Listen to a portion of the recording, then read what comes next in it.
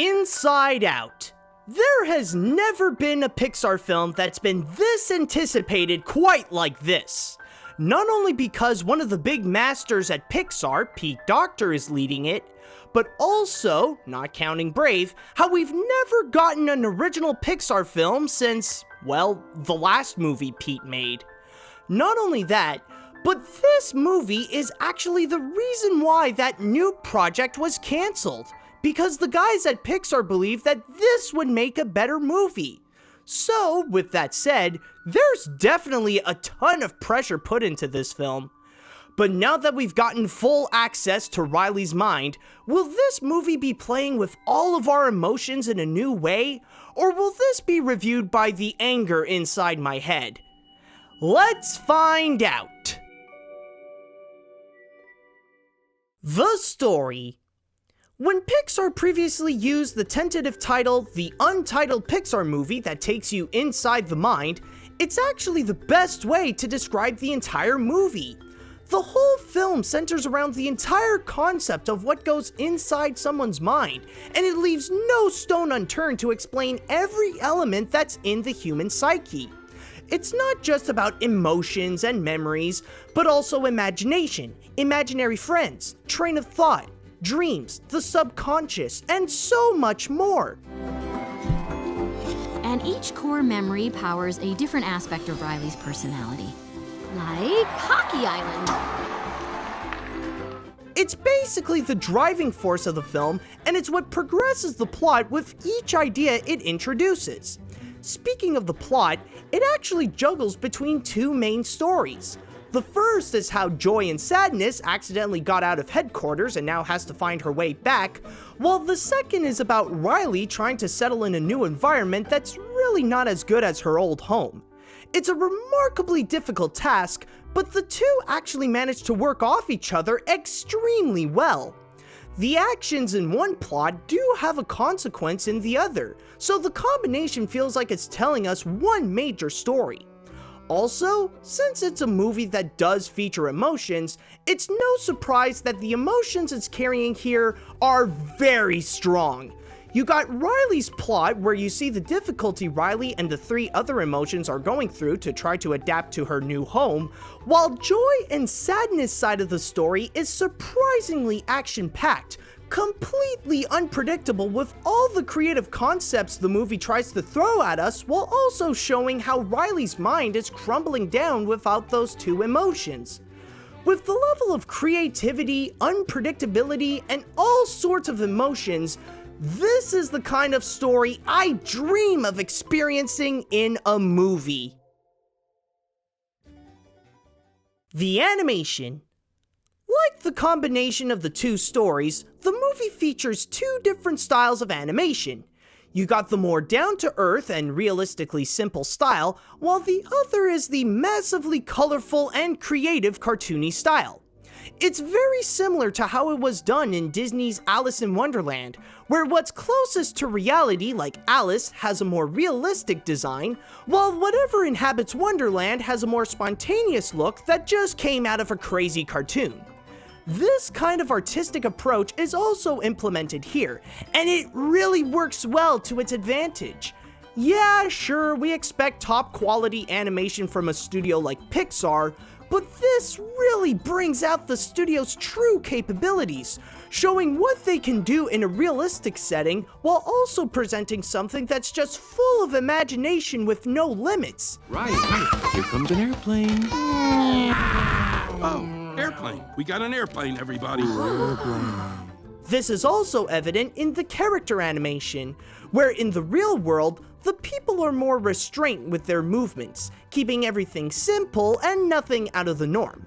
But inside the mind, it actually knows how to do cartoony CGI correctly. It emphasizes the use of squash and stretch, but still remembers that it's an animated feature and not a dumbed down cartoon. So it doesn't completely overdo it and still looks sophisticated and enjoyable at the same time. I know people don't like it when I say this, but if I do have one criticism here, it's that some of the designs look too simplistic. Like, a lot of the extra characters in the mines are just dots with stick figure arms and legs, and Joy might look a little too simple for the kind of character she needs to be. But again, that's only some. The other emotions like sadness, anger, disgust, and fear do look comically unique and are entertaining to watch. If you need to see a movie to understand what Pixar can do as a studio that makes animation, then this is a great example. The characters. As a film that goes inside the mind, this can also be referred to as character development the movie, because we get to see firsthand what a character, specifically Riley, is going through.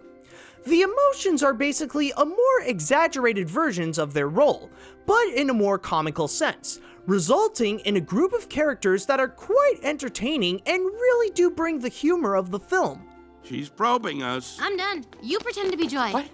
Okay, It was fine, I guess. I don't know. Oh, very smooth. But luckily, they're not just one-dimensional characters. With the implementation of the story, they do have goals in order to keep Riley the happy little girl she usually is, rather it be anger, disgust, and fear trying to fill in the shoes of Joy, or joy and sadness completely determined to find a way to get back to headquarters, with one being an optimist and the other is a pessimist. With the result of these characters, this is why the most interesting character here is actually Riley. While all of this is going on in her head, she has to deal with moving into a new environment in San Francisco, which is pretty far from her original home in Minnesota. Not only that, but she also has to deal with a string of bad luck. So even with her joy and sadness gone, she really is a sympathetic character, and it really adds an extra layer of impact to when a tragic event happens on Joy and Sadness' side of the story. The only other notable character here is Bing Bong, who was Riley's imaginary friend. He's more of the comic relief who accompanies Joy and Sadness on their journey, but he's also the one that guides us to plenty of the other concepts to what's in our heads. With all of their roles, every character feels like they have a purpose to the film, and each have something about them that is memorable, while also giving a reason why we should support them. Remember what I just said here, because that is exactly how you should bring characters to life.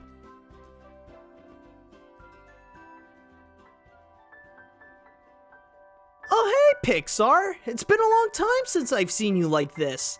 Last time, I remember you had that nasty case of sequelitis, but admittedly you did get a bit better that one time. But at least now it's great to see your old self again.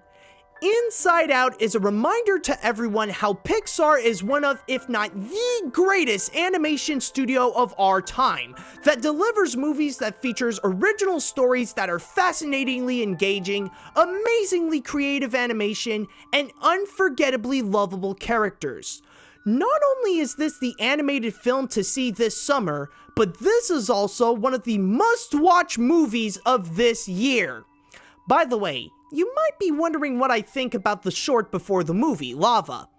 I will admit that the animation is so detailed and gorgeous, and the story is simple and cute, but it is weird how it's told just through that song that sounds very monotone. You know this is amazing when this made people say Pixar is back, and for that, not only does it earn the AniMat's seal of approval, but it also earns something even more honorable.